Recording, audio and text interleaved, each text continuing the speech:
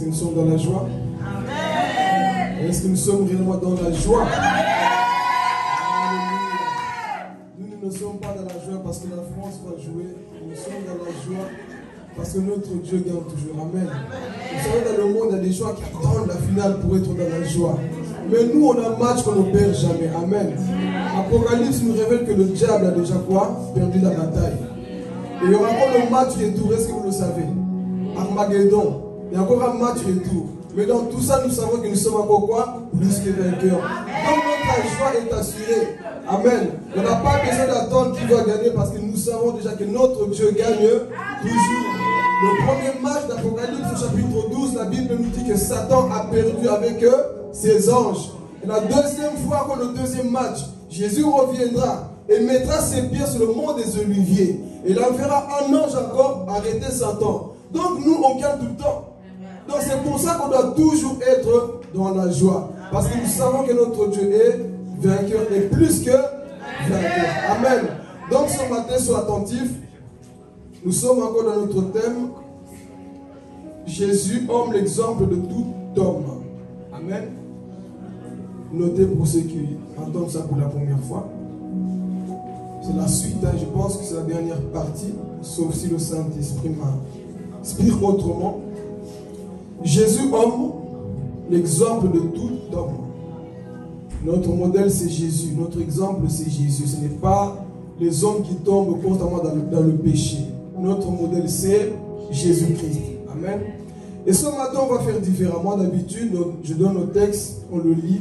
Mais là, en prêchant, on donnera le texte. Amen. Donc, laisse ta Bible ouverte. Nous allons avancer. Amen. Est-ce que nous sommes au printemps de la vérité? Vous n'allez pas vous fâcher ce matin? Amen. J'ai une église bénie qui aime la vérité. C'est comme ça qu'on grandit. Amen. Donc, je ne vais pas avoir les yeux rouges. Les gens disent, ah, il m'a visé. Non, c'est la parole qui sera prêchée. Amen. Donc, sois attentif. Prends ta Bible. On va voir ici le premier point. Donc, il y a 7 points à voir encore. J'aime le chiffre 7, la perfection. Amen. Ok, on va aller. Donc, prenez le livre de Matthieu. Et ici, le premier point, pour ceux qui notent, pourquoi nous parlons de Jésus, homme, l'exemple de tout homme? On doit avoir des référents dans la vie. On doit avoir un modèle dans la vie. Amen. Donc, notre modèle, nous, tant que chrétiens, c'est Jésus. Ce n'est pas Messie, le Messie du monde. Ce n'est pas Ronaldo ni les chanteurs de ce monde. Mais notre modèle, c'est Jésus-Christ. Amen. Et c'est ça que nous allons voir. Pourquoi nous prenons Jésus comme exemple? Prenons le livre de Matthieu, chapitre 16, versets 13 à 16. Ici, le premier point, Jésus avait un bon témoignage.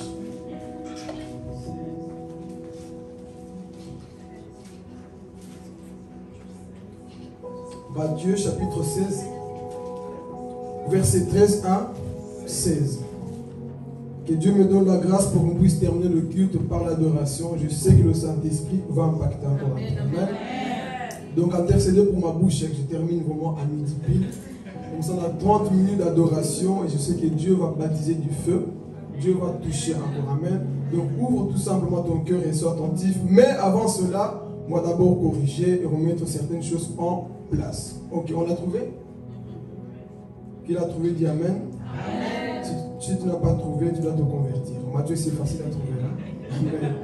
Ok, Matthieu chapitre 16, verset 13 à 16. Et le premier point que nous voyons ici, c'est Jésus avait un bon témoignage. Ok, on y va. Je lis la parole au nom de Jésus. Amen. Jésus se rendit dans la région de Césarée de Philippe. Il interrogea ses disciples. Que disent les gens au sujet du Fils de l'homme? Qui est-il d'après eux? Ils répondirent, pour les uns, c'est Jean-Baptiste, pour d'autres, Élie, pour d'autres encore, Jérémie ou un autre prophète. Et vous, leur demanda-t-il, qui dites-vous que je suis? Simon-Pierre lui répondit, tu es le Messie, le Fils du Dieu vivant. Amen. Ok, nous allons continuer pas à pas comme ça. Nous allons enseignement en même temps prédication. Amen. Ok, ici nous parlons d'être un bon quoi? Avoir un bon témoignage. Ici, nous voyons que notre Jésus avait quoi? Un bon témoignage. Ici, il pose la question à ses disciples. et leur dit, que dit-on que je suis? Qu'est-ce que les gens pensent de moi? Au dehors, dans ta maison, à l'église, au travail, qu'est-ce que les gens pensent de toi? Tant que chrétiens, nous devons avoir un bon témoignage. Parce que parfois, ton témoignage prêche plus que tes paroles. Beaucoup de gens veulent faire des choses, mais le témoignage, c'est zéro. Là où tu es assis, si on parle à ton lieu de travail, qu'on dise vraiment, la sœur qui s'assoit tous les jours à l'église, son langage, sa façon de se tenir, je vois déjà les gens qui rigolent, hein? Vous reconnaissez. Si on parle à ton lieu de travail, qu'on pose la question, Annie se comporte comment? Ce frère se comporte comment? Ici, c'est facile de faire des anges.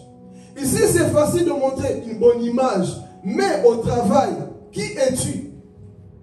Qu'est-ce que les gens pensent de toi, mon frère, ma soeur? Ce travail que tu pètes les plombs. Ce travail que tu insultes les gens. Ce travail que tu traites tout le monde. Parce que là, le pasteur n'est pas là. Au-delà, le pasteur ne pas être là. Il y a Dieu qui te voit. L'homme peut ne pas être là, mais Dieu est là. Donc, nous devons avoir un bon témoignage. Jésus avait un bon témoignage. Les gens témoignaient de lui. Lui, il parle comme un prophète. Et si vous lisez bien le texte, on ne dit pas que Jésus parlait comme Hérode. On ne dit pas que Jésus parlait comme Pharaon. On ne dit pas que Jésus parlait comme les autres personnes qui vivaient dans le péché. Mais on dit que Jésus parle comme Jérémie, comme des prophètes. Et j'ai interrogé le Saint-Esprit. Pourquoi ces gens pensaient que Jésus était Jérémie? Parce qu'eux-mêmes, ils disaient, c'est l'un de quoi? Des prophètes. Ce qui veut dire qu'il appartenait à Dieu. Est-ce que toi, les gens peuvent dire que tu appartiens à Dieu? On ne sait pas si tu es chrétien ou pas. Ta façon de faire, comment tu parles aux gens autour de toi, il n'y a pas ce bon témoignage. Quand on parle de toi, on dit, ah, elle a le prix. Lui, il va à l'église, regarde le témoignage qu'il a. Regarde comment il nous parle. Quand nous sommes ensemble, je vais parler ce matin. Quand tu es avec tes amis, mon frère, qui es-tu réellement? Le vrai toi se révèle lorsque tu es dehors. Le vrai toi se révèle lorsque tu es à la maison. Si on interroge tes amis, les personnes avec qui tu traînes tout le temps, qu'est-ce qu'ils vont dire? Elle, il faut même l'enlever de la chorale. Il faut l'enlever en train de prêcher. Pourquoi? Parce qu'elle a quoi? Un mauvais témoignage. Il est temps d'avoir des bons témoignages, frères et sœurs, parce que nous sommes la lumière du monde. On doit représenter Jésus. Partout là, nous mettons les pieds. Pourquoi? Parce que Jésus, c'est notre modèle. C'est notre exemple. Mais malheureusement, beaucoup de chrétiens ont perdu le bon témoignage. Là où nous sommes, les gens nous critiquent. Ils disent, toi chrétien, quand je vois ta façon d'agir, ça ne me donne pas envie d'aller où? À l'église. Pourquoi? Parce que nous parlons mal aux gens. Il y a des gens, nous sommes assis ici, là. Si Dieu montrait les caméras, comment les choses se passent à l'extérieur, il doit dire, c'est toi qui parles comme ça? C'est toi qui agis comme ça? C'est toi qui twerk comme ça, je vais parler. C'est toi qui agis comme ça là-bas. Et tu viens à l'église, Moussantou, pas de Moussantou. Change d'abord et aie quoi? Un bon témoignage. Et si tu viens acclamer, mais en dehors c'est toi qui twerk et toi qui twerk. Il est temps de changer, d'avoir des bons témoignages d'église. Parfois nous sommes là, et frères, et pasteurs, mais au dehors c'est toi qui regardes la pornographie. C'est toi qui insultes les gens. C'est toi qui es dans le péché constamment. Et tu viens à l'église, il est temps de changer. Si les gens veulent nous poser la question, est-ce que cette personne est réellement ce qu'on voit dehors? Qu'est-ce que les gens doivent dire à ton sujet, mon frère, ma soeur? Regarde l'état de ton cœur, là où tu es assis. Là où personne ne te voit. Si le pasteur revient dire, dites-moi un peu comment cette personne se comporte. Lui, je pensais qu'il était chrétien. Mais quand je vois sa façon, qu'est-ce que tu écoutes constamment dans ton téléphone, les musiques que tu écoutes, tu te dis quoi, chrétien? Même quand tu es avec les païens, c'est toi qui as dit, moi j'écoute plus ça. Mais quand tu es avec les païens, c'est toi. Chacun. Un bon témoignage, église. Ah oui, ce matin nous allons parler. C'est seulement le premier point. Je sais que les yeux vont rougir, mais il faut dire la vérité. La vérité, c'est Jésus, la vérité libère. On ne va pas vous mentir, on doit dire la vérité. Nous parlons du témoignage. Quel est ton témoignage partout là où tu mets les pieds? Est-ce que ton père peut dire, bon, il prie quand même, mais hey, attends, son comportement, le langage qu'il a cette personne-là. Non. Il y a encore un travail à faire. Si on part même dans ta propre maison, ici c'est facile, je juge, je prêche. Interrogez ma femme. Comment est-ce que je suis à la maison? J'ai beau prêcher ici, mais si à la maison, je ne fais rien, je perds mon temps. Le bon témoignage doit commencer dans notre propre famille. Amen. Mais malheureusement, nous n'avons plus le bon témoignage parce que nous sommes en train de bafouer l'œuvre de Dieu. Mais je te pose la question, quel est ton témoignage? Dis même à ton voisin, quel est ton témoignage au travail? Vois même déjà le lundi comment tu parles aux gens, tout stressé. Quel est ton témoignage? Quelle est ta façon de faire autour de toi, là, mon frère, ma soeur? Quel est ton témoignage? Parfois, Dieu a honte de nous voir agir à l'extérieur. Et nous nous disons, quoi, chrétien, on attend l'enlèvement. Tu vas rester. Avec un mauvais témoignage comme ça, tu vas rester. Il est temps de changer, frères et sœurs. Tout le temps, tu es absent à l'église. Tout le temps, tu es en retard à l'église. Mauvais. Vous voyez, vous dites amen, mais j'ai mes amens dans mes poches. Si vous dites pas amen, je sors mes amens. Tout le temps, tu es en retard à l'église. Tout le temps, tu es absent. Mauvais témoignage. Tu crois qu'on peut te placer comme ça? Non. Pourquoi? Parce que même dans l'église, il y a des gens qui ont des mauvais témoignages. Alléluia. Tu as un mauvais témoignage, même dans l'église. Le pasteur, est-ce qu'il peut parler du bien de toi? Non, pourquoi? Il ne prévient jamais, mauvais témoignage. Il n'est jamais à l'heure à l'église, mauvais témoignage. Tout le temps absent, mauvais témoignage. Ici, nous prêchons d'abord les choses terre à terre. Je ne vais pas sortir l'onction, les mystères de ceci. Non, d'abord les choses terre à terre. Parce que ton onction ne peut être conservée si tu respectes ces choses. Mais nous bafouons ce qui est le plus important, le caractère, le témoignage. Jusque-là, mon frère, ma soeur, est-ce que tu n'es pas ce type de personne qui a un mauvais témoignage dehors? Si on fait comme Jésus, pose un peu la question. Parfois, toi-même, tu as peur d'aller poser la question à quelqu'un. Que penses-tu de moi là? Quand tu me vois à l'église, comment est-ce que je suis? Toi-même, tu sais, les retards, c'est moi. Absent, c'est moi. Négligence, c'est moi. Donc, laisse tomber. Moi, je suis comme un tel. Toi-même, tu sais c'est quoi ta position. Mais il est temps d'être comme Jésus. Ton modèle, c'est Jésus. Jusque-là, est-ce que ça va? Le temps avance. Jusque-là, est-ce que ça va? On a parlé de quoi? Et est-ce que tu as un bon témoignage autour de toi? Je peux aller dans votre lieu de travail, là. Je pose la question. Viens même chez moi. Toi, tu dis, lui, il parle, il prêche. Viens même chez moi. Et est-ce qu'on peut aller toquer? Parle-moi un peu de Ruth. Comment est-ce qu'elle se comporte? Parle-moi d'un tel. Il est comment dans son lieu de... Et est-ce que tu auras dit, non, il ne faut pas venir chez moi parce que là-bas, on sait bien comment je suis. N'aie pas peur. Si tu marres dans la vérité, n'aie pas peur qu'on vienne toquer chez toi pour qu'on pose la question. Avant d'avoir ce deuxième point. À la maison, tu es qui? Ça fait, il y a des gens, on sait qu'ils sont chrétiens qui à l'église. Mais à la maison, comment est-ce que tu te comportes? Est-ce que ton père peut parler du bien de toi? Lui, quand il est à la maison, on n'entend jamais prier. Mais on entend toujours en train de faire des choses du monde.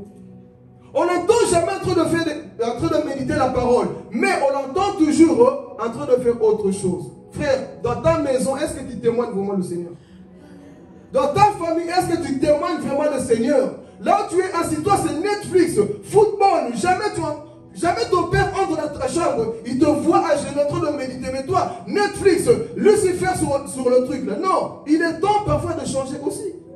Il faut voir quoi? Un bon témoignage autour de toi. Et c'est ça que nous parlons. Tant que chrétien, si tu n'as pas un bon témoignage, sache que tu es en train de perdre ton temps. Et à cause de toi, beaucoup peuvent se perdre. Parce que nous sommes la lumière qui doit représenter dans ce monde. Amen.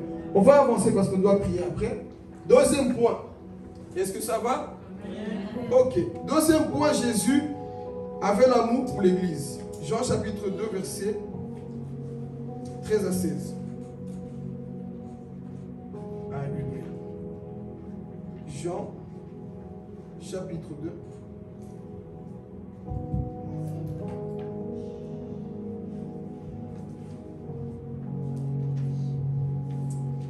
On l'a trouvé? Jean chapitre 2. Si tu n'as pas ta Bible, il y a chez ton voisin. Chapitre 2, verset 13 à 16.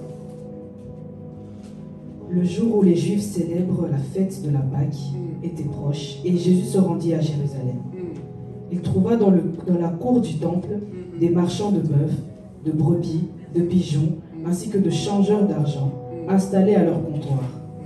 Alors il prit des cordes, en fit un fouet, et les chassa tous de l'enceinte sacrée avec les brebis et les bœufs. Il jeta par terre l'argent des changeurs et renversa leur comptoir. Puis il dit aux marchands de pigeons, « ôtez cela d'ici, c'est la maison de mon père, n'en faites pas une maison de commerce. » Nous voyons aussi que Jésus avait quoi? De l'amour. Vous savez, la maison de Dieu, c'est la maison la plus négligée par les chrétiens, c'est le savez. Jésus avait de l'amour pour le temple, pour l'église. Un jour, j'étais dans une conférence, en finissant la prédication, l'homme de Dieu vient me parler. Homme de Dieu, j'ai un souci, moi, dans mon église. Les fidèles, ils ne viennent que le dimanche. Mais la semaine, les gens bafouent. Dans mon cœur, je dis, tu n'es pas le seul. Hein. Tu n'es pas le seul. C'est connu de partout. Parce que aujourd'hui, les gens sont en train de perdre l'amour pour la maison de Dieu. Les gens préfèrent être devant une télé plutôt que d'être au bout dans la maison de Dieu. Amen. Beaucoup de personnes ont perdu l'amour pour la maison de Dieu. Et cet homme de Dieu me parlait. Tu vois, le dimanche, ils sont tous là. Ils viennent dans la joie. Mais les semaines, ces mêmes personnes ne viennent pas. Et je te pose la question. J'ai dit que je vais gifler ce matin, ensuite nous allons prier. Je te pose la question. Toi qui ne travailles pas, ou toi qui finis plus tôt, qu'est-ce qui fait que tu n'arrives pas les semaines?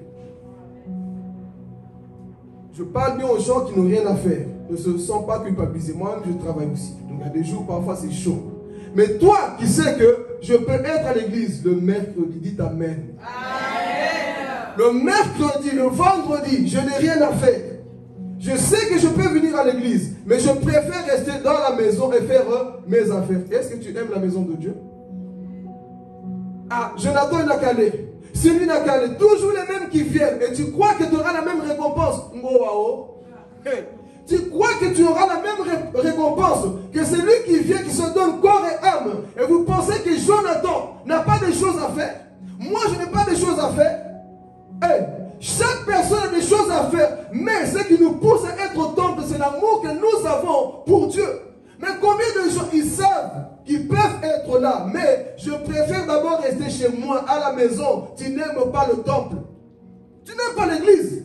Nous voyons ces chrétiens, ils sont partout, au McDo, dans les fêtes, ils sont partout, mais jamais à l'église.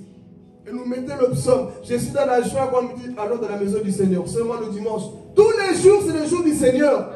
Même le mercredi, tu dois te donner corps et âme. Toi, tu viens en pyjama. Ah, c'est mercredi, c'est pas grave. Frère, le mercredi, c'est important. Le vendredi, c'est important. Alléluia. Ces jours sont importants. Mais toi, tu viens en babouche. Ah, mais c'est rien. C'est un mercredi. Mais le dimanche, costume, je vais... Écoutez, il est temps de changer. Aimons la maison de Dieu. Aimons la maison de Dieu. Nous bafouons beaucoup. Je vais piquer encore. Tu ne viens pas. Mais sur le live, il y a que Carla et Nikita souvent. Amen. Vous aimez la vérité, non? Même Ruth, parfois, qui est présente ici, je vois qu'elle a aimé. Mais toi, c'est ton église, jamais on voit ton j'aime sur la page. Amen. Mais chez les autres, tu es le premier à aimer, à aimer, à aimer. Aime ton église. Aime le temple de Dieu. Alléluia. Mais combien tu sais que tu peux, et encore, tu ne préviens pas. Je ne vais pas prêcher les choses d'ailleurs. C'est les choses de la maison. C'est entre nous. Hein. On s'aime? C'est entre nous. C'est les choses de la maison, frères et sœurs. Qu'est-ce qui fait que tu n'arrives pas à prendre ton téléphone pour dire, écoute, aujourd'hui je ne serai pas là. On comprend. Mais toi, tu ne préviens pas, on te voit. Ensuite, tu fais comme lui de Félix. Tout va bien? Comment ça, tout va bien? Tout ne va pas bien. Il y a un problème en toi. Tu n'aimes pas la maison de Dieu. Surtout quand tu sais que tu es au service. Jésus avait l'amour. Il a dit, la maison de Dieu, là, c'est la maison de prière. Est-ce que toi, tu sais que la maison de Dieu, c'est une maison de prière? Si tu es encore au stade là où on doit t'appeler, viens à l'église. Bon, si tu es nouveau, on comprend. Mais toi qui es Cocoba, on sait depuis longtemps. Qui prie depuis longtemps, frères et sœurs. Si tu ne te lèves pas sur ce point-là, il y a un problème en toi. Alors, cette semaine, et le problème parfois, nous prêchons comme ça. Vous allez voir les semaines. Cindy, il y a des gens, tu peux prêcher comme ça. Toi, tu dis, ils vont écouter cette fois-ci. Match retour, mercredi. On prêche comme ça, tu dis, bon, il faut quand même écouter. Les mêmes personnes ne viennent pas.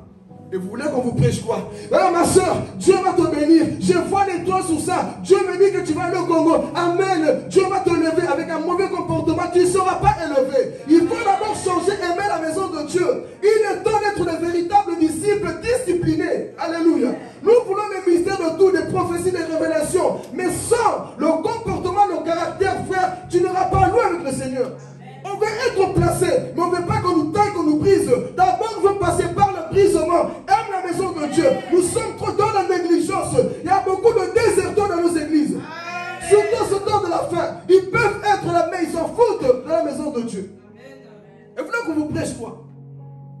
mentir encore ici? Allez, lève-toi. Dieu me dit ceci sur ta vie. Et alors, si tu n'es pas intègre à l'église, allez, je vois rien. C'est ça qu'on doit prêcher au peuple. Jésus n'est pas descendu pour prêcher des choses qui font plaisir aux gens. Raison pour laquelle, à chaque fois qu'il finissait de prêcher, on le préparait quoi? Des pierres pour le lapider. Pourquoi? Parce qu'il prêchait la vérité. Vous voyez les gens d'aujourd'hui, on les acclame tout le temps. Billy Graham avait dit, si Jésus prêchait comme les prédicateurs d'aujourd'hui, il n'allait pas finir à la croix. Il n'allait pas finir à la croix. Pourquoi? Parce qu'il n'a pas prêché la vérité. Mais quand on prêche la vérité, ça dérange, ça te sort de ton confort et ça te remet en question. Pourquoi? Parce que l'évangile nous confronte. L'évangile nous confronte. Donc, Jésus avait quoi? L'amour pour la maison de son Père. Il n'a pas bafoué. Mais jusque là, frères et sœurs, est-ce que tu n'es pas ce type de personne? Tu sais que c'est l'heure de l'église. Tu sais que c'est le jour de l'église. Tellement parfois tu t'en fous, tu oublies même on est encore quel jour. Oh, on était mercredi. Oh, on était vendredi. C'est là que tu te souviens. Mais c'est lui qui aime Dieu dans son agenda. C'est déjà inné en lui. C'est ça, frères et sœurs. C'est déjà ancré en toi. On n'a pas besoin de te rappeler.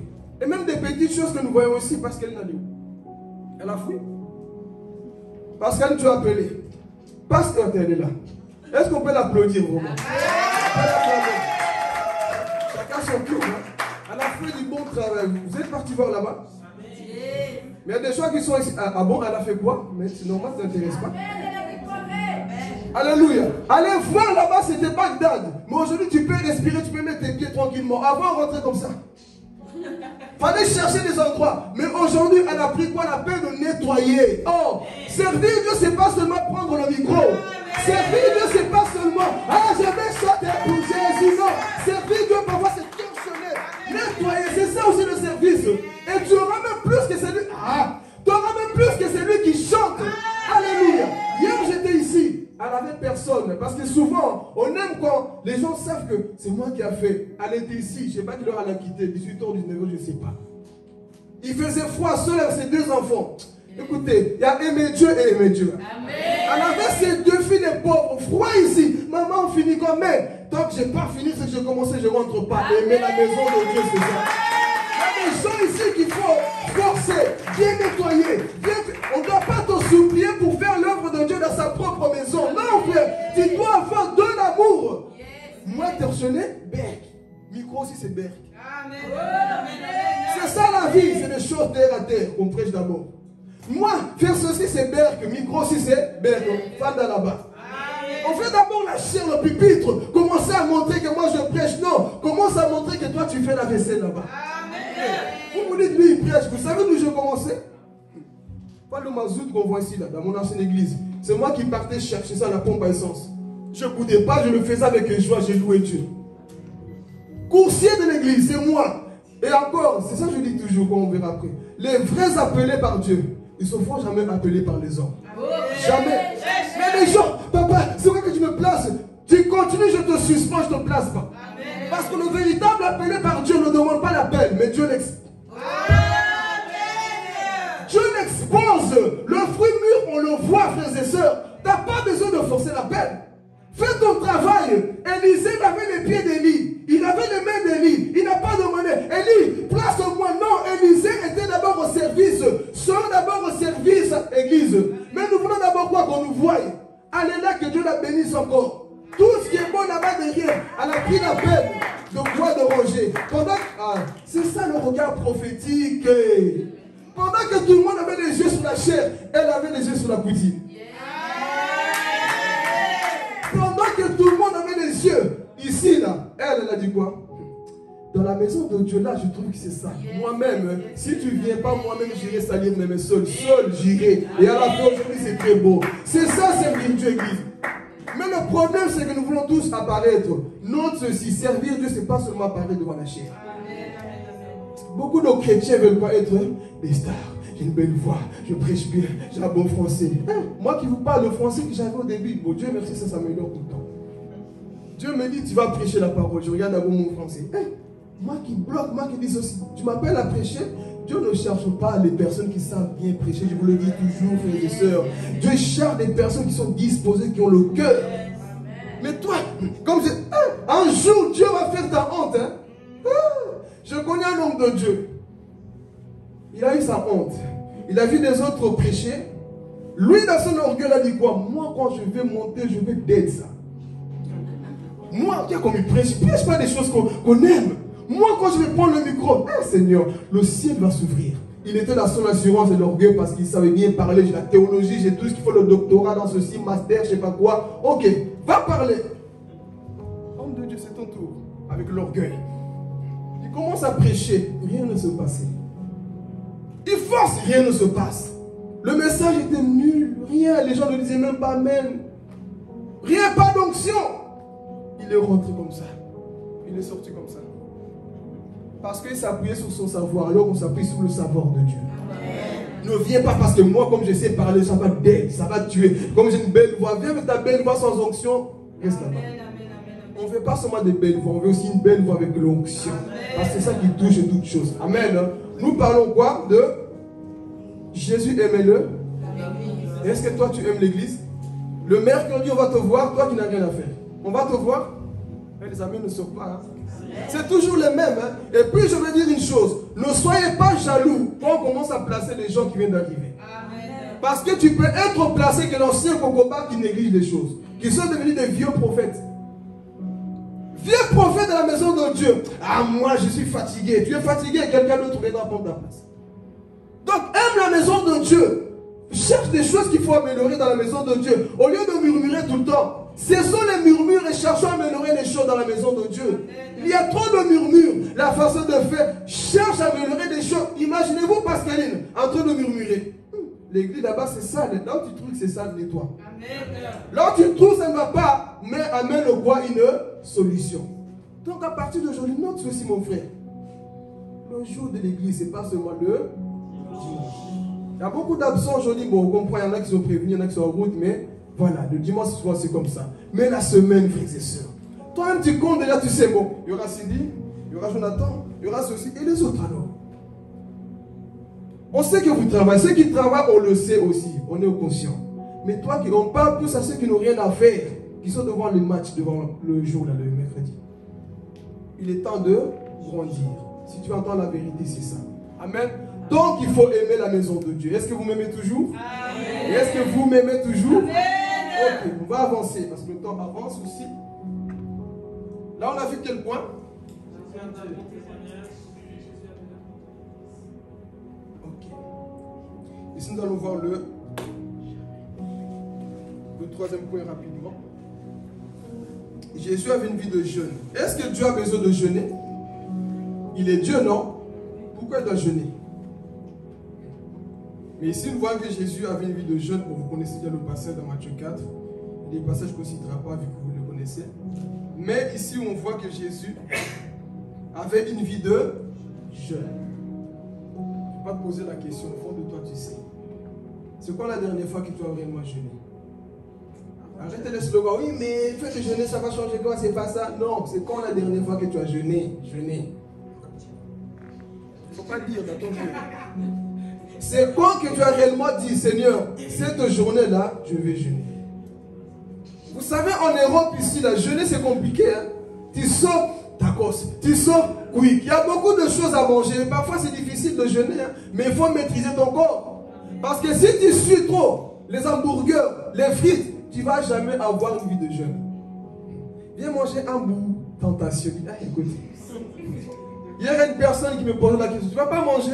Bon, comme on ne peut pas dire qu'on jeûne, je dis, je vous l'ai dit, tu ne vas pas manger. C'est comme ça. Mais toi, donc on dit, Seigneur, mon jeûne, je reporte parce qu'on t'a proposé à manger. Tu as loupé. Quand tu as décidé de jeûner, mon frère, jeûne. Parce que le jeûne ouvre beaucoup de portes aussi. Et beaucoup ne le comprennent pas. Le jeûne t'aide même parfois à maîtriser ta chair, ton corps. Parfois, discipline-toi. Aujourd'hui, je ne mangerai pas. Oui, tu vas sentir ton ventre crou. Mais dis mon ventre, discipline, tu ne mangeras pas. Si je ne mange pas une journée, est-ce qu'on va mourir? Non. Donc, discipline ton corps parfois. Ne mange pas. Et tu verras qu'il y a des dimensions que tu vas commencer à avoir. Ah, Jésus. Amen. Les choses parfois vous ne comprenez pas. Il y a des dimensions parfois que tu peux atteindre dans le jeûne. Donc, parfois, discipline-toi. Tu ne dis pas Cindy. Tu ne dis pas Jonathan. Comme je suis là, tu ne viens pas manger, je mange après. Oh, qu'est-ce qu'il y a? Je mange après. Parce que tu es en jeûne, en train de maîtriser ton corps. Parce que vous allez vous rendre compte, chaque fois que tu jeûnes, Carla va t'appeler pour manger. Chaque fois que tu jeûnes, il y aura des propositions. Dis-toi, mais la tentation. Mais ne tombe pas dans la tentation. Alléluia. Ne tombe pas dans la tentation. Jeûne réellement. Prends un jour là où tu vas quoi? Jeûner. Et je vais aller plus loin. Beaucoup de personnes tombent dans la masturbation. Pourquoi? Parce que vous ne savez pas maîtriser votre corps. Quand tu ne sais pas discipliner ton corps, tu vas constamment tomber dans le péché. Parfois, voire même les maris de nuit. Femmes de nuit. Pourquoi? Parce que ton corps, tu es habitué à le soumettre à toutes choses. Toute tentation. Mais quand tu dis, stop, aujourd'hui, je jeûne. Jeûne même de ton téléphone parfois. Amen. Mets ton téléphone de côté. Une journée sans téléphone, qui peut le faire aujourd'hui? Ça devient compliqué. Même il y en a qui vont aux toilettes faire popo au téléphone. Tu vas là-bas, téléphone. Jeûne un peu de ton téléphone à un moment donné. Là où tu as dit, j'ai pas vu mon téléphone aujourd'hui, pas de notification, pas de téléphone. Tu verras que parfois Dieu veut tellement nous parler, l'église. Dieu veut nous parler, mais nous sommes constamment sur les réseaux. Comme je dis toujours, diminue le volume du monde et augmente tes oreilles pour entendre la voix de Dieu. Parce que Dieu nous parle tous les jours. Mais comment veux-tu que Dieu te parle? Oui, je mets le live sur Facebook, le prophète va me parler. Non, Dieu a des paroles pour ta vie aussi. Alléluia. Mais on va se connecter. Je me connecte à tel prophète. Le grand prophète qui a des messages pour ta vie, c'est Dieu. Donc parfois, mets tout de côté. Dis Seigneur, cette journée, c'est une journée de jeûne. Je vais t'entendre me parler. Parce que je veux une réponse. Pas une réponse qui vient de Jonathan. Pas une réponse qui vient d'Aurélie. Mais une réponse là, j'entends le ciel me parler. Et quand Dieu te parle comme ça, tu auras l'assurance. Il y a des choses comme ça. Comme monter à la montagne. Comme Moïse, comme Élie, comme Jésus. Monte à la montagne, jeûne, afin que tu entendes la voix de Dieu. Mais le problème aujourd'hui, niafou, niafou tout le temps. Niafou, niafou. Niafou, niafou de quoi? Tu n'auras pas de puissance.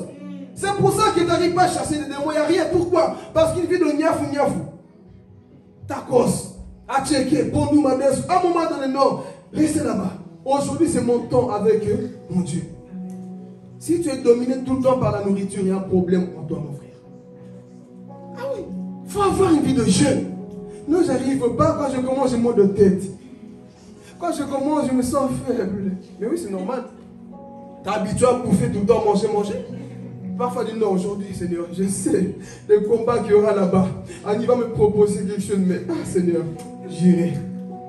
Je sais les tentations et les combats que je vais avoir, mais c'est mon quoi? Ma discipline. Ah, Jésus, je suis entendu. C'est ma discipline, amen. Donc, une vie de jeûne. Jésus il est Dieu. Mais il a jeûné pour nous montrer l'exemple qu'il faut quoi? Jeûner. Amen. Ok, on va avancer. Est-ce que ça va jusque-là? J'adoucis le message parce que... Alléluia. 5e point. Jésus a attendu le bon moment. 4e? Ah, vous suivez alors? Ah oui, c'est moi je sais. 4e. Jésus avait fui les problèmes. Moi je vois le 5. Jésus a fui les problèmes. Il est Dieu, non? Est-ce que Dieu doit fuir les problèmes? Ah, si on va parler. Il est Dieu mais il fuit au lieu d'affronter. Amen. Et pour cela nous prenons le livre de Matthieu 2. Verset 3, juste le verset 13. Juste le verset 13. Matthieu chapitre 2, verset 13. 4e point. Jésus a fui les problèmes. Hein? Ok, on l'a trouvé? Après leur départ, un ange du Seigneur apparut à Joseph dans un rêve. Il lui dit, lève-toi, emmène l'enfant et sa mère et fuis en Égypte. Tu y resteras jusqu'à ce que je te dise de revenir, car Hérode fera rechercher l'enfant pour le tuer. Amen. Il est Dieu, non? Mais pourquoi ce Dieu il fuit? Ces anges pouvaient aller tuer Hérode directement, non? Mais il est Dieu, mais il fuit. Quand tu es en danger, quand tu sais, je dis bien quand tu sais, que la tante qui l'engani veut t'empoisonner, ne va pas. Il faut fuir. Il y a des victoires que tu obtiens quand tu fuis. Toi, tu veux tout affronter. Et j'équilibre, je ne parle pas par rapport à la peur. Je vois déjà votre tête. Mais il avait prêché qu'il ne faut pas fuir, il faut affronter. Vous comprenez ce que je veux dire? Amen. Donc ici, Jésus a fui les problèmes. Tu sais bien que cette tente, si tu vas là-bas, ça va chauffer. Parfois, la sagesse, c'est de fuir. Tu sais bien que cette personne, quand elle ouvre la bouche, qu'elle se met à parler, ça ne va jamais s'éteindre. Vaut mieux fuir. Même si toi, tu sais parler, il y a des personnes, je vous assure, parfois, il faut les fuir. Il y a des gens que tu dois éviter parce que tu sais comment ces personnes sont. Donc tu dois t'éloigner. Ça ne sert à rien de dire moi, ça va aller, j'ai l'onction, je sais parler, j'ai aussi la bouche. Tu as aussi la bouche, fais fuir ta bouche. Il y a des situations qu'on n'affronte pas, je vais parler. Amen. Tu sais très bien qu'il y a un problème là-bas avec cette personne. La sagesse parfois c'est de se dire Seigneur, je préfère fuir. Amen. Je préfère m'éloigner, mais toi, moi c'est moi l'homme. Moi j'ai des muscles. Moi je suis la femme qui parle trop. Frère, parfois c'est mieux de fuir des problèmes. Amen. Garde ta paix. Tu as entendu parler de toi. Quoi? Je vais affronter. La sagesse parfois, même quand tu entends parler de toi, fuis. Même quand tu as entendu que, oh, ils ont dit ça sur moi. Toi tu dis, je vais affronter ces personnes. N'affronte pas. Fuis la sagesse de savoir fuir des problèmes. Jésus a fui. Il pouvait dire, bon, comme je suis le fils de Dieu, je vais aller. Non. Dis à ton voisin, fuis les problèmes. Oh. Fuir ne fait pas de toi un faible, mais parfois fuir fait de toi un homme le plus spirituel. Jésus va fuir face à la publicité.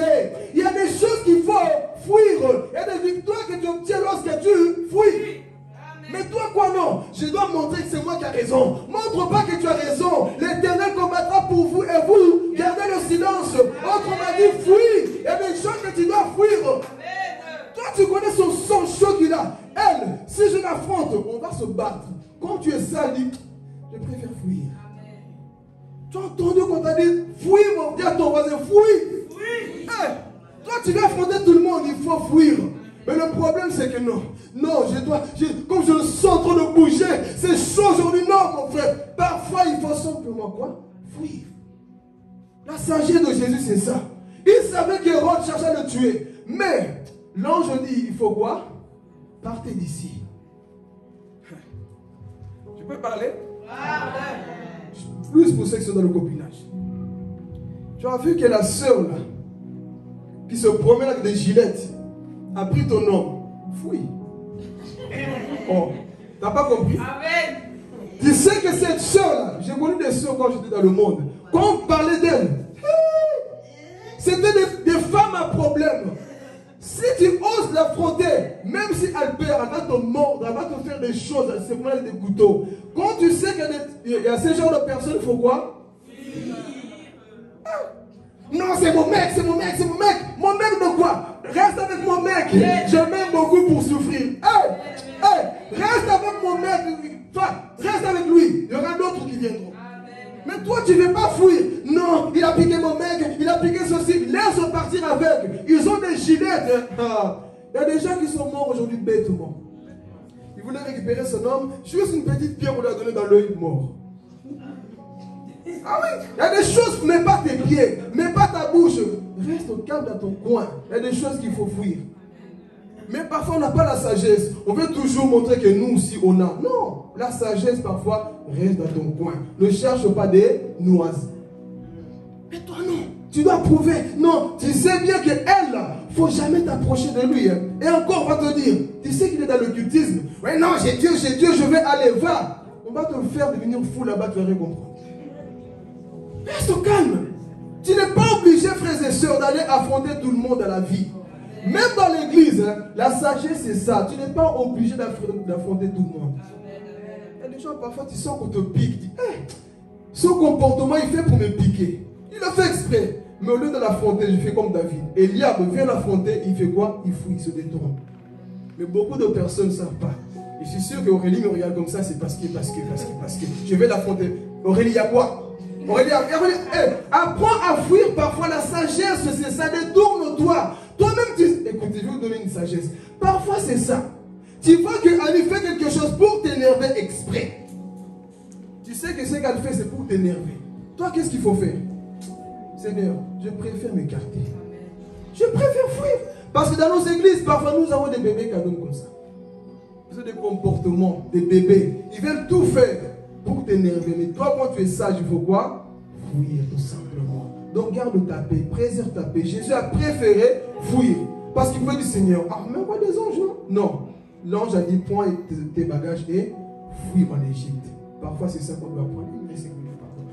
Il a fui. Amen. Je fouille ici parce que le temps avance. On était au 4e, 5e. On va avancer.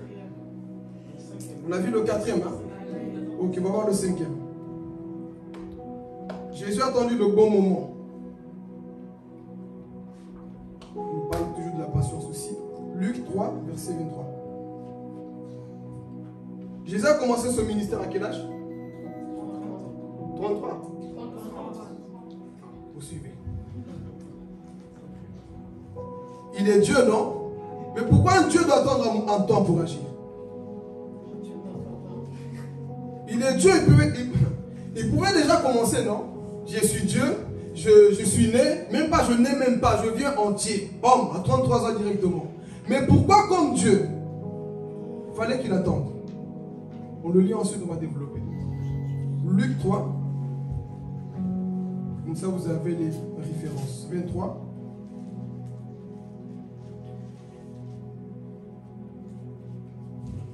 Allez, c'est bon. Jésus avait environ 30 ans quand il commença à exercer son ministère.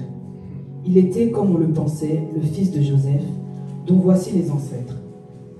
Amen. Il avait quel âge de commencer le ministère? 30 ans, environ 30 ans. Par là, ça nous enseigne la patience. Oh. Mais ce Dieu qui est venu pour sauver le monde, et je suis sûr que de 0 jusqu'à 30 ans, Jésus voyait les malades. Il voyait les gens qu'on enterrait. Mais il n'a pas dit, bon, Seigneur, attends, je vais d'abord commencer mon ministère. Non. Jésus a attendu le bon moment pour commencer à agir. Mais beaucoup de chrétiens aujourd'hui ne veulent pas attendre le bon moment. Tu peux avoir l'onction plus, mon frère. Mais il faut apprendre à attendre le temps de... Dites à moi le temps de Dieu. Le temps de Dieu. Ne dis pas, Seigneur, je suis appelé. Jésus, c'était l'homme le plus appelé. Mais il a quoi? Attendu. 30 années. Et il voyait comment les paralytiques marchaient. Il voyait comment les morts étaient là. Il voyait comment il y avait des possédés. Mais il n'agissait pas. Pourquoi? Ce n'était pas encore le temps. Le problème aujourd'hui, c'est que les chrétiens ne savent pas discerner le temps. Oui, mais comme moi, ma copine, dans son église fait ça, pourquoi moi dans mon église je ne fais pas? Parce que toi dans ton église, tu n'avertis jamais quand tu es en retard. Amen. Pourquoi là-bas il faut ça? Il faut ça aussi. Parce que toi, aux toilettes, quand tu vois des choses, tu négliges. Alors qu'elle, elle se donne corps et âme. Le problème c'est ça. On veut voir chez nos voisins, mais tu te connais toi-même. Jésus connaissait son intimité. Ce n'était pas encore le temps. Il pouvait déjà commencer à guérir des malades, n'est-ce pas? Mais il a attendu. Mais comme il était Dieu, souvenez-vous quand il était né. J'ai eu la salutation chez Élisabeth. Jean-Baptiste était rempli dans le ventre de sa mère.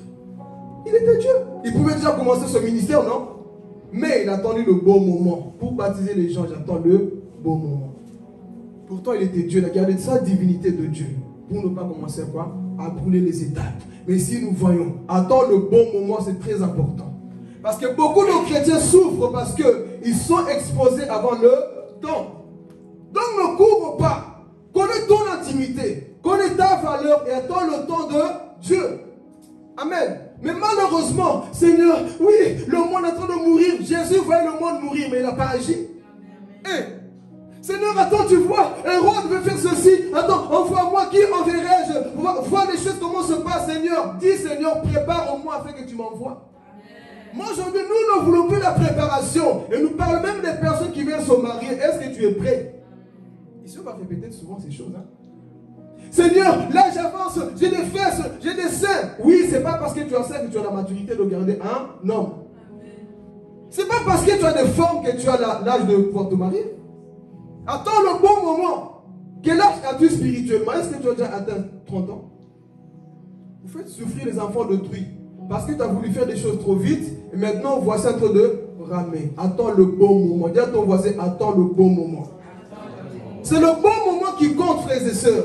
Parce que Dieu veut t'envoyer. Mais d'abord au bon moment. Ne cours pas avant ton temps. Attends le temps de Dieu. Parce que le temps de Dieu est le meilleur. Je vais parler. Parce que quand c'est le temps de Dieu, frères et sœurs, même si le gradient peut bien t'empoisonner, tu ne mourra pas parce que c'était le temps de Dieu. Quand c'est le temps de Dieu, peu importe ce qu'on viendra faire sur ta vie, il n'y aura rien qui va se passer. Parce que quand Dieu dit c'est le kairos, c'est le chronos, personne ne peut t'arrêter. Donc fais des choses dans le temps de Dieu. Et vous allez voir, quand Jésus est entré dans le temps de Dieu, on ne pouvait plus le saisir. Même les pharisiens cherchaient à le faire mourir avant le temps. Jésus ne pouvait pas mourir avant le temps. Parce que c'était le temps de Dieu qui puisse faire d'abord quoi? Son ministère. Mais des personnes qui veulent s'envoyer. C'est pour ça qu'il y a beaucoup de blessés dans nos églises. Tu as voulu faire une chose, ce n'était pas ton temps. Il fallait d'abord quoi? Que tu prends le biberon. Mais quoi? On fait Seigneur, envoie-moi, fais ceci avec moi. Attends le temps de Dieu. Amen. Alléluia. Ça c'est le problème de plusieurs chrétiens. Parce que comme je dis, ce sont des chrétiens quoi? Micro-ondes. Il a eu ça. Il a fait ça. Tu as vu dans leur église, ils sont comme ça. Le temps. Est-ce que tu connais même le temps de ton église? Vous quittez les églises comme ça parfois. Et ils ont commencé à peine 2 ans. Ils sont déjà 20 000. Et nous, ça fait 40 ans. On est toujours à 5. Et encore, ils ne viennent jamais. Dieu sait comment il fait les choses. Ne commence pas à comparer les choses. Tu ne sais pas ce que l'autre a touché. Peut-être c'est la grâce de Dieu, ils avancent, gloire à Dieu. Mais Dieu veut d'abord rendre son église d'abord quoi? Mature. Tu vas là-bas, et là-bas les caméras c'est top, la chorale c'est chic. Et toi-même tu négliges ta chorale, tu veux que ça soit chic comment? Amen. Toi-même tu négliges ton église, tu veux que ça soit chic comment? Et tu es en train de convoiter là-bas. Là-bas vraiment, ils sont bien. Ils sont bien de quoi? C'est à toi de faire que ton église aussi soit bien. Comme je l'ai dit toujours, quand toi-même tu commences à bafouer le temps, les nouveaux qui viendront le mercredi diront quoi? Ah, mais non, c'est faux. C'est elle qui m'a invité. Ah, je me suis trompé d'adresse, hein? Je ne viendrai plus jamais. Parfois c'est ça, non? Tu invites une personne, mais toi-même tu n'es jamais là. Tu donnes quel exemple? Le temps de Dieu, Église. Nous devons comprendre ça. Mais Jésus, le temps de Dieu, amen. Nous devons comprendre que le temps de Dieu, c'est très important. Ne précipite pas les choses. Ne cours pas, mais attends le bon moment. Parce que je dis toujours, une exposition avant le temps, c'est l'exposition au mépris. Donc si tu ne veux pas que les gens te méprisent, hein, reste calme. Amen. Écoute la voix de Dieu. Et avant de terminer, si Moïse a attendu le temps de Dieu, parce que quand il a voulu faire selon lui-même, il a tué un Égyptien. Celui qui sort dans le temps de Dieu, qui sort avant le temps, va faire beaucoup d'erreurs. Mais celui qui fait le temps dans le temps de Dieu, recevra un feu pour aller dans sa mission. Tu ne peux pas aller comme ça. Amen. Ok, on avance vite parce qu'il y a une prière qui nous attend. Donc on a vu le 5e point, on va rapidement le 6e point. Alléluia. 6e point, Jésus a été baptisé. Est-ce que Dieu a besoin d'être baptisé? Mais pourquoi ce Dieu se fait baptiser? C'est pour ça que beaucoup ne comprennent pas quand on dit que Jésus est Dieu. Hein? Mais comment Dieu veut se faire baptiser? Il a pris la forme d'un homme pour nous montrer l'exemple qu'il faut quoi? Passer vers le corps et les eaux de baptême. Amen. On va le lire ici. Non, j'avais déjà dit qu'il n'y avait pas besoin, mais ça c'est la partie d'après. Mais ici, notez que Jésus a été quoi? Baptisé. Celui qui n'est pas baptisé ne lève pas la main. Mais dans ton cœur, tu sais ce qui t'empêche jusque-là. Tant que chrétien, tant que tu sais que tu peux passer vers les eaux du baptême, Jésus c'est ton modèle, il a fait. Amen. Depuis que tu entends la parole, tu sais que tu peux maintenant passer vers les eaux du baptême. Qu'est-ce qui t'attend? Pourquoi tu restes en bas, mais Seigneur, attends, je suis encore dans mes choses d'avant? Non, quand tu comprends la parole, que tu sais que tu es enfant de Dieu, passe vers les eaux du baptême. Parce que Jésus est passé par là. Mais ici, j'équilibre un peu. Hein. Si tu n'es pas prêt, vaut mieux rester comme ça. Amen. Parce que à quoi ça sert de te faire baptiser et tu es toujours dans la même chose? Donc il faut avoir la mentalité de te dire, Seigneur, je suis changé. Maintenant, là, je suis prêt et prête. Parce qu'il y a des personnes, je vais parler. On sait que toi, là, ce n'est pas encore le temps. Même si tu demandes qu'on te baptise, on dit non, attends encore. Parce que ton comportement, là, n'a pas encore changé. Quand les apôtres ont prêché, qu'est-ce que les gens ont dit? Que doit-on faire? Pierre a dit quoi? Répentez-vous et faites-vous. Et est-ce qu'il a dit faites-vous baptiser et répentez-vous? Tout commence par la repentance. Tu fais les eaux de baptême, d'abord c'est la repentance. Mais beaucoup de personnes sont assises dans l'église. Il n'y a pas encore la véritable repentance. Et ce que Dieu attend de toi ce matin, c'est une quoi? Repentance d'abord. Parce que tu dois passer vers les eaux du baptême. Comme tu es là, est-ce que tu as déjà plongé? Et que tu sois une nouvelle personne. Que tu ne sois plus la même personne d'avant. Mais qu'on dise que il est vraiment passé dans les eaux du baptême. Il a vraiment été baptisé. Est-ce que tu peux être comme ça, frère? Avoir un modèle comme Jésus. Qu'on dise que toi, tu as été baptisé? Ah, j'hésite encore. Parce que tu sais que tu as encore 2 copines à côté. Donc tu dis, j'ai du mal à abandonner ces copines. J'ai du mal à abandonner ces choses. Celui qui reçoit la parole n'a pas du mal à abandonner certaines choses. Parce que la parole t'a franchi. Mais qu'est-ce qui fait qu'aujourd'hui tu hésites encore? Prends le modèle de Jésus. Passe quand même vers les eaux du baptême. Parce que Dieu t'appelle à ça. Amen. Le temps est arrivé en avant. C'était le 5e point. On va pas trop développer. Mais tu dois passer. 6e qu'on a parlé. Oh, déjà? Oui, c'est vrai, je viens de le dire ici. 6e, ok. Le dernier point qu'on va voir ici, ensuite, nous allons prier. Amen. Est-ce que tu es prêt? Amen. Et c'est le dernier point aussi qui va nous pousser dans la prière. Amen. Ok. Jésus, comme homme, il a été rempli du Saint-Esprit. Il est Dieu. Pourquoi d'abord être rempli du Saint-Esprit? On va prendre Luc.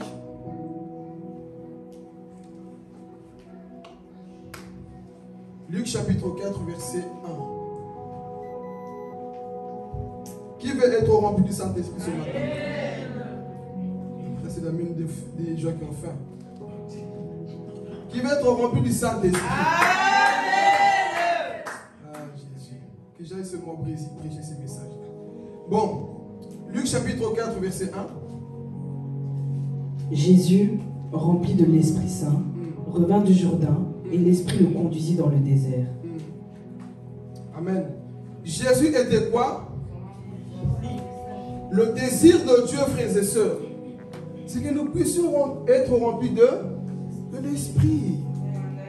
Nous avons beaucoup de chrétiens qui sont remplis de la chair, sont remplis d'autre chose et pas de l'Esprit. Ah, Jésus. Moi, j'aspire tous les jours à ça. Être rempli de l'Esprit. La Bible dit que Jésus fut rempli de l'Esprit. Et quand vous lisez dans le verset 14, on dit que Jésus, revêtu maintenant de l'Esprit. Au verset 18 nous dit que l'Esprit de l'Éternel est sur moi. Donc c'est pour dire ici à quelqu'un, vois l'importance, Diego, d'être rempli du Saint-Esprit. Parce que dans tout ça qu'on vient de dire, si tu les respectes et que tu ajoutes l'onction, que tu ajoutes la présence de Dieu, que tu ajoutes cette power, la puissance, c'est là où tu seras différent. C'est là où les gens parleront de toi parce que Christ habite en toi. L'onction habite en toi. La puissance est en toi. Et ce que Dieu veut pour son église, c'est que son église puisse marcher dans la puissance. Parce que quand tu es rempli du Saint-Esprit, être à l'heure à l'église, ce n'est pas un problème pour toi. Oh, je vais parler. Quand tu es rempli du Saint-Esprit, être tous les jours au temple, ce n'est pas un problème pour toi. Parce que ce n'est pas la chair qui te guide, mais c'est l'Esprit de Dieu, je vais parler. Parce que le Saint-Esprit ne peut pas te dire, un mercredi, reste chez toi. Non, l'Esprit de Dieu parle et te dit, Diego, c'est l'heure d'aller prendre le micro pour que tu modères. C'est l'heure d'aller à l'église. Ruth, c'est le temps d'aller à l'église. L'Esprit de Dieu ne vient pas pour que tu commences à rabâcher qu'elle est monseigneur. L'Esprit de Dieu vient pour te dire, lève-toi, il est 18h, lève-toi, prie, lève-toi, jeûne, lève-toi, sois intègre. L'Esprit de Dieu, c'est pas seulement pour discerner les démons, c'est pour aussi crucifier ta chair. Il te donne aussi la capacité de pardonner. C'est ça l'Esprit de Dieu. Alléluia. Quand Jésus a reçu l'Esprit de Dieu, c'était plus la même personne. Même les démons tremblaient devant lui. Pourquoi? Il était revêtu. Mais le problème, est-ce que tu es revêtu? J'ai le Saint-Esprit, tu n'as pas le Saint-Esprit. Tu n'as pas encore cette puissance. Un esprit de Dieu qui devait rester dans la couette et qui ne te dit pas avant le direct. Ce n'est pas le Saint-Esprit. Arrêtons de mentir, s'il vous plaît. Ce n'est pas le Saint-Esprit. Le Saint-Esprit en toi, il est timide. Non, Diego. Lorsque l'Esprit de Dieu est en toi, il n'y a pas de timidité. Tu te lèves. Même si tu as la voix cassée, tu vas chanter. Parce que Dieu ne va pas donner l'esprit de timidité. Alléluia. C'est quoi cet esprit que tu as en toi qui te fait garder la haine contre les gens? Ah, je vais parler. C'est quoi cet esprit-là? Non, c'est pas. C'est un pur esprit, comme dira l'homme de Dieu. C'est un démon que tu as en toi. Ce n'est pas le Saint-Esprit. Tu vois Annie, tu n'arrives pas à dire Annie, pardonne-moi, j'ai péché contre toi. Le Saint-Esprit ne te pousse jamais à demander pardon quand tu fais les choses mal. Ce n'est pas le Saint-Esprit. J'ai jure le Saint-Esprit pour Rabat, Shende, Loukou, Chiki. Non, le Saint-Esprit te pousse parfois à dire appelle Thomas et demande pardon pour le péché que tu as fait. Le Saint-Esprit parle aussi. Ce n'est pas seulement pour Seigneur, remplis-moi, tout ça c'est bien. Mais il te remplit pourquoi? J'ai le Saint-Esprit. On t'appelle pour venir à l'église, c'est un problème. Oui, je vais insister parce que c'est la maladie de plusieurs. C'est quoi ça? J'ai le Saint-Esprit, il faut qu'on te force. C'est lui qui a l'Esprit de Dieu. La Bible dit dans Romains, ils ne sont plus poussés, mais sont conduits par l'Esprit. Les enfants, on les pousse.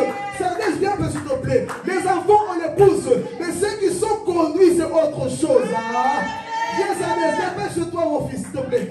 Viens, Sadès. On va voir c'est quoi marcher par l'Esprit. Oh, beaucoup de chrétiens sont comme ça. Le Saint-Esprit souffre avec nous. Hein. Est-ce que tu ne dormais pas là? Regardez. Parfois le Saint-Esprit souffre avec nous. Hein. Mais toi tu résistes quand je te pousse. Va à l'église. Mais résiste, non? Va à l'église. Résiste ça. Toi tu fais pas la comédie. Il faut résister. Vas-y, va à l'église. Va à l'église. Le Saint-Esprit ne doit pas te faire ça. Le Saint-Esprit doit être comme ça avec toi. Allons à l'église. Allons à l'église. Il va pardonner à rien. Va pardonner. Tu dois résister à chaque fois. Va pardonner. Va pardonner. Va pardonner. Va. Non, ça c'est les enfants. Mais quand l'Esprit de Dieu est en toi, allons pardonner. Allons. C'est ça marcher par l'Esprit. Merci. C'est ça marcher par l'Esprit. Mais plusieurs personnes disent on doit te pousser. Est-ce que tu es encore au stade là où on doit te pousser ou là tu es conduit? Parce que notez que les enfants sont des personnes qu'on pousse tout le temps. Vous donnez des muscles à Jésus encore? Il faut que tu sois conduit. Cela ne doit pas être un problème pour toi. Aimer tes frères et sœurs ne doit pas être un problème pour toi. Oh, toi la seule chose qui t'intéresse, Raka, Sindou. Non, ce qui doit t'intéresser, c'est Jésus, j'ai péché mais j'arrive pas à dormir. Oh, c'est ça marcher par l'Esprit. Toi tu sais, je vais parler. Toi tu sais que tu n'as pas fait ton devoir. Tu sais que tu as couché avant le mariage.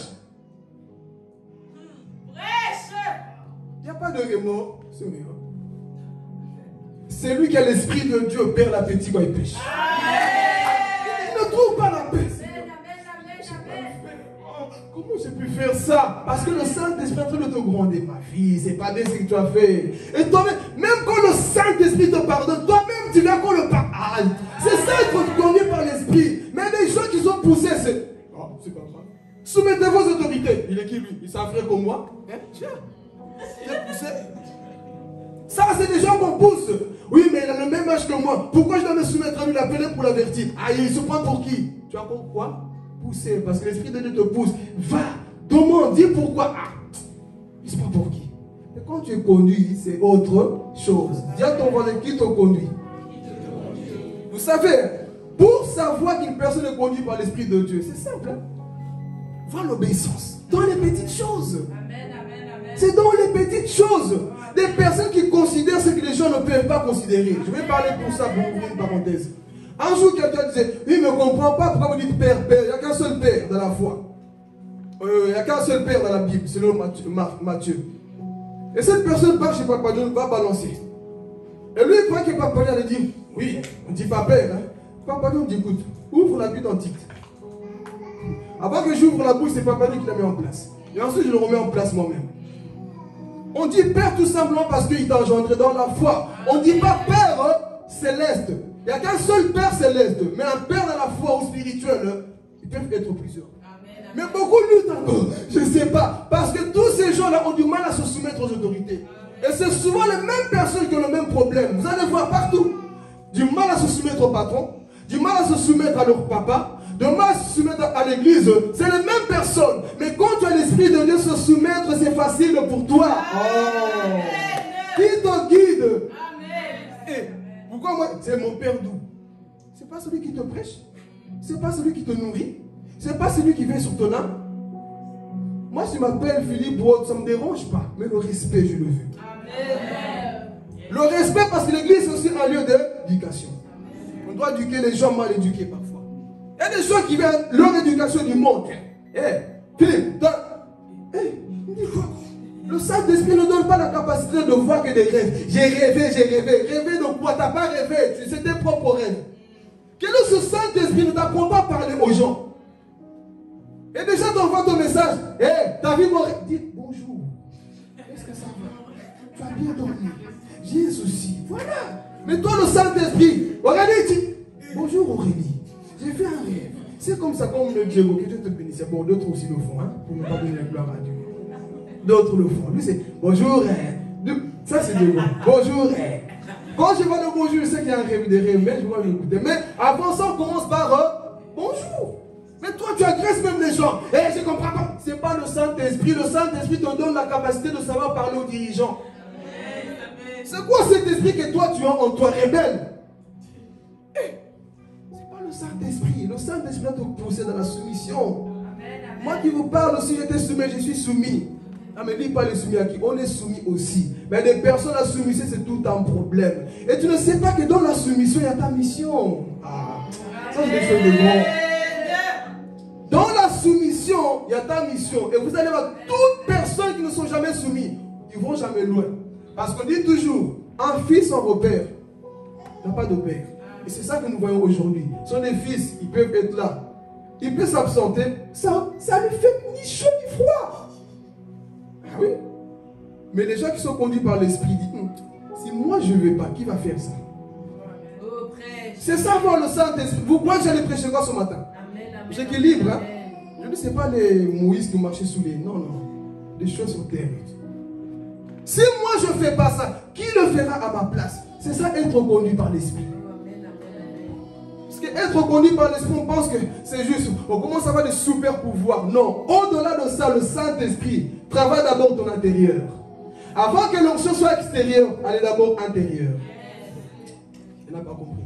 Avant que l'onction soit extérieure, il faut d'abord qu'il soit quoi? Intérieur.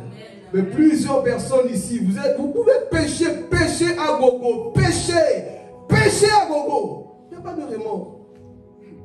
Tu sais que il n'y a rien. Tu sais que tu trompes ta femme, il n'y a rien.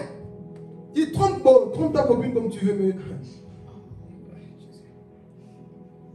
Tu sais que tu es dans les tromperies. Il n'y a pas de remords. Mais est-ce que ce Saint-Esprit là qui te fait parler en langue, il ne te révèle pas aussi, il ne te dit pas d'arrêter ce péché? Tu as juste le Saint-Esprit pour apparaître. C'est ça le problème de nos églises aujourd'hui.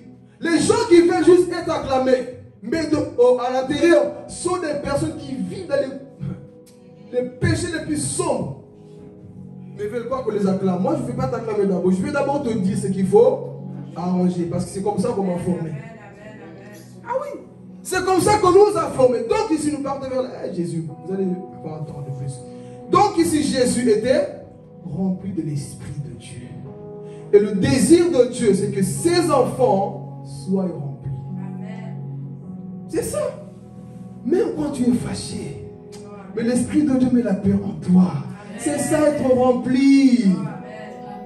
Même quand tu sais que là, je ne suis pas bien pour le moment, je suis fâché contre Cindy, mais tu es mon meilleur ami Saint-Esprit. Toi, tu ne peux pas cohabiter avec la haine. Qu'est-ce qu'on fait, Saint-Esprit? Qu'est-ce qu'on fait? Le Saint-Esprit ne va jamais aller au contraire de sa parole. Jamais. Il te dit pardonne et aime. Beaucoup sont assis avec le micro des hommes de Dieu, remplis de haine. On enlève, moi, frères et sœurs, il y aura des surprises. Beaucoup prêchent, ils font tout. Mais le cœur noir, méchant, ils n'arrivent pas à pardonner leurs frères et sœurs. Ils n'arrivent pas à pardonner leur collègue pasteur. Pourquoi? Parce qu'ils n'écoutent plus le Saint-Esprit. Tu ne peux pas me dire que tu as le Saint-Esprit si tu es constamment dans la négligence. Jamais. Le Saint-Esprit ne néglige pas. Le Saint-Esprit est juste. Mais ce matin, est-ce que tu es réellement conduit par l'Esprit de Dieu? Qu'est-ce qui te pousse à rester comme ça, tiède? Et je vais aller plus loin encore. Le Saint-Esprit, quand il est en toi, on le voit même dans ton attitude dans l'église. Quand on dit prier, le Saint-Esprit n'est pas en toi pour qu'il soit comme ça. Tu regardes, il dit prier. Regarde Thomas marcher. Le Saint-Esprit ne fait pas ça en toi. L'Esprit de Dieu t'agite. Oh, l'Esprit de Dieu t'agite. Job dit, l'Esprit de Dieu m'a créé. Le souffle du Dieu puissant m'anime. Tu ne peux pas me dire que tu as le Saint-Esprit. Pendant qu'on prie, toi, tu es en train de ronfler. C'est la chair qui te pousse. Mais quand tu es conduit par l'Esprit de Dieu, écoute, toi-même tu dis, non, non, non, ce n'est pas normal l'atmosphère. Ce n'est pas normal de rester comme ça, comme des morts. L'Esprit de Dieu va te pousser à faire des choses. C'est ça, être conduit par l'Esprit. Ah, là où les choses sont en train de prier, toi tu... Écoute, toi tu vois les choses, non, ils sont comme des morts ou comment? Moi j'ai l'Esprit de Dieu, je vais marquer la différence. Modérateur, marquez la différence. Choriste, marquez la différence. Prédicateur, marquez la différence. Intercession, marquez la différence. Refusons de culte aux morts. Sinon, vous allez être affecté. L'église va s'étouffer. Marquez la différence. L'Esprit de Dieu, ce n'est pas un esprit là, tu es en train de dormir. L'Esprit de Dieu ne peut pas te pousser à regarder les autres prier. Non, il va te pousser aussi à prier. Amen. Et ce matin, ça nous voulons voir. Être conduit par l'Esprit de Dieu. Jésus qui est homme, qui est Dieu, mais le côté homme a été quoi? Rempli par l'Esprit de Dieu pour le ministère. Et ce matin, est-ce que quelqu'un va être rempli? Est-ce que quelqu'un va être conduit? Pas poussé comme les enfants, mais des personnes qui veulent être conduites par l'Esprit de Dieu. Là-bas, ils ont compris. Est-ce que quelqu'un va être conduit par l'Esprit de Dieu? Mettez-vous debout, s'il vous plaît. On va prier.